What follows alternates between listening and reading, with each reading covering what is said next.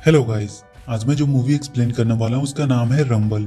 इस मूवी की कहानी है कि ह्यूमंस और मॉन्स्टर ने मिलकर एक रेसलिंग गेम बनाया था जिसमें अलग अलग टाउन और सिटीज के लोग अपने अपने मॉन्स्टर की फाइट करवाते थे।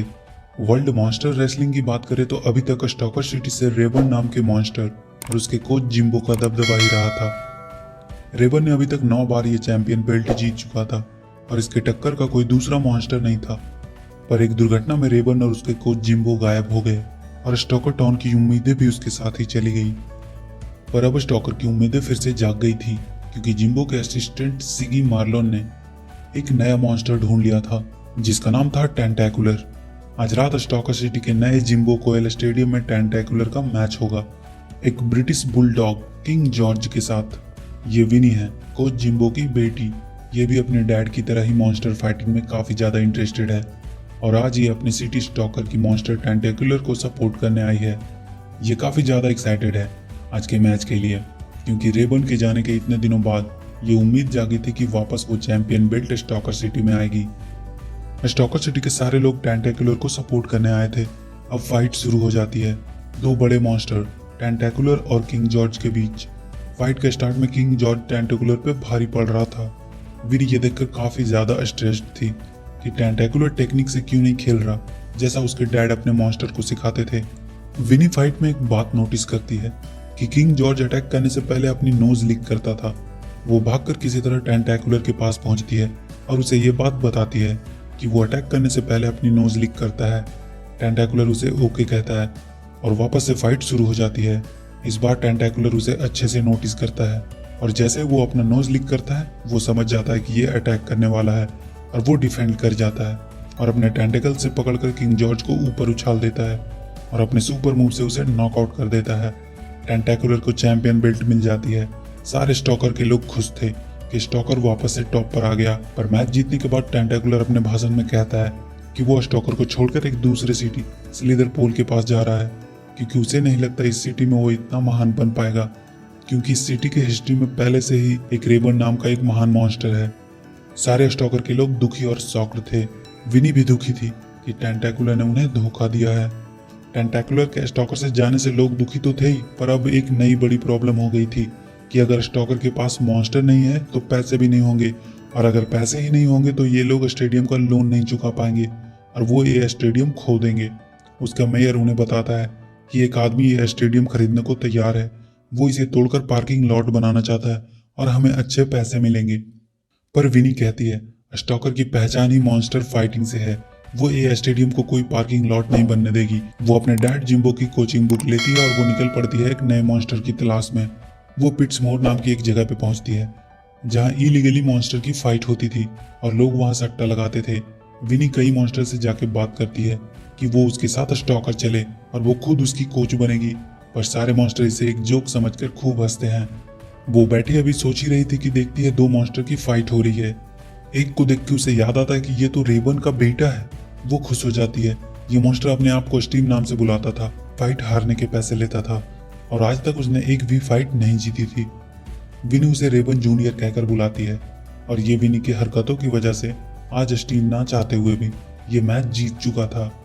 उस फाइटिंग की हेड मॉन्स्टर स्टीव के पास आती है और उसे कहती है तुम्हें हारने को कहा गया था पर तुम जीत गए और आज उसके सारे पैसे डूब गए। अब वो स्टीव से कहती है कि तुम अब मेरे सारे डूबे हुए पैसे का 10 गुना मुझे लौटाओगे, नहीं तो वो उसे छोड़ेगी नहीं। विनी जाकर स्टीव से कहती है तुम वापस स्टॉकर चलो, वहां तुम्हारी जरूरत है सबको।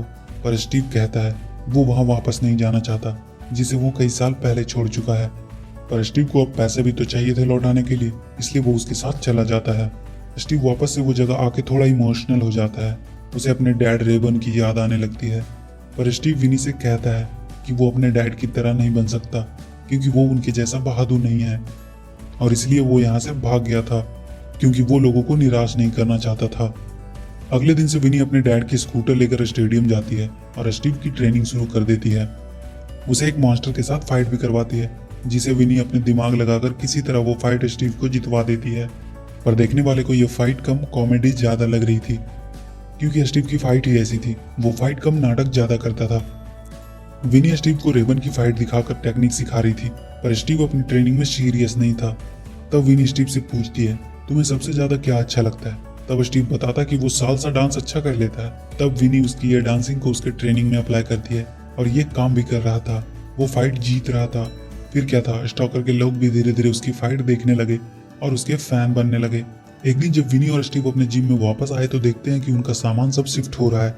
विनी उनसे रिक्वेस्ट करती है प्लीज कुछ टाइम और उन्हें दिया जाए, पर वो कहते हैं कि स्टेडियम की डील मेयर ने फाइनल कर दी है और इसे खरीदने वाला और कोई नहीं, स्लीदर पूल ही है जहाँ टेंटेकुलर गया था। विनी वहां पहुंचती है और टेंटेकुलर से ऐसा ना करने को कहती है, पर वो कहता है कि उसे स्टॉकर के लोगों से कोई प्रॉब्लम नहीं है, पर वो ऐसा इसलिए कर रहा है क्योंकि वो कितना भी चैंपियन टाइटल क्यों ना जीत जाए, लोग उसे हमेशा यही कहते रहेंगे कि वो रेबन से अच्छा नहीं बन सकता। इसलिए वो रेबन से जुड़ी सारी हिस्ट्री ही खत्म कर देना चाहता है और वो स्टीव को अपने टेंटेकल से पकड़कर फेंक देता है कि कोई डांसर एक रेसलर नहीं बन सकता। विनी बहुत सैड हो जाती है कि वो अपने डैड जिम्बो की लेगेसी को बचा नहीं पाई। स्टीव अपने फाइट से कमाए पैसे से अपना कर्ज लौटा देता है, पर अब वो पिट्समोर में नहीं रहना चाहता था। वो अपने डैड रेबन की लेगेसी के लिए कुछ करना चाहता था। वो लौटकर विनी के पास आता है और कहता है कि अब वो हार नहीं मानना चाहता। वो लोग स्टेडियम को ऐसे नहीं जाने देंगे। वो लोग वापस टेंटेकुलर के पास जाते हैं और उसे रेसलिंग के लिए चैलेंज देते हैं। टेंटेकुलर उससे कहता है वो कोई ऐसे ही मामूली डांसर से रेसल नहीं कर सकता। तब स्टीव उसे बताता है कि उसका नाम स्टीव नहीं है, वो अब तक के सबसे महान मॉन्स्टर रेबन का बेटा रेबन जूनियर है। स्टॉकर के लोग ये सुनकर खुश हो जाते हैं। टेंटेकुलर भी उसके चैलेंज को मान लेता है और कहता है कि अगर वो 3 राउंड उसके सामने टिक गया तो वो ये स्टेडियम छोड़ देगा।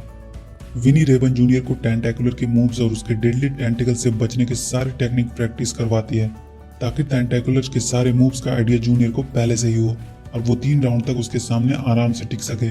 अब दिन आ गया था फाइटिंग का। स्टॉकर के सारे लोग यही होप से आए थे कि रेबन जूनियर जीत जाए और फाइट शुरू हो जाती है। टेंटेकुलर के हर एक अटैक को जूनियर अपने डांस मूव से काफी अच्छे से डिफेंस कर रहा था और एक राउंड तो जूनियर आराम से सरवाइव कर जाता है। और दूसरे राउंड में टेंटेकुलर ने जूनियर के डांस मूव का जवाब अपने ऑसम टेंटेकल से दे रहा था।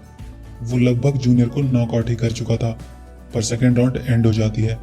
टेंटेकुलर जूनियर से कहता है अगर अगले राउंड में आए तो उसकी मौत निश्चित है।